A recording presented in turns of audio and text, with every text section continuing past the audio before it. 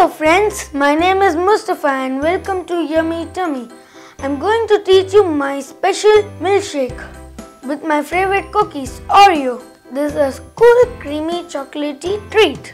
For this you need 2 scoops of ice cream, 1 cup of milk, 6 Oreos, 1 teaspoon of chocolate sauce and a juicer mixer. First we will put some milk.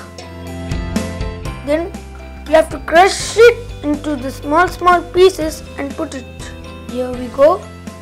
Then put some 2 scoops of melted ice cream. Let's put some chocolate sauce. Now close it. Lock it. Then we fix it to the juicer. Now we will open it and serve it in the glass. And here our Oreo milkshake. If you want to decorate, you can put some mint. If you like my recipe and if you like this video, please share and subscribe.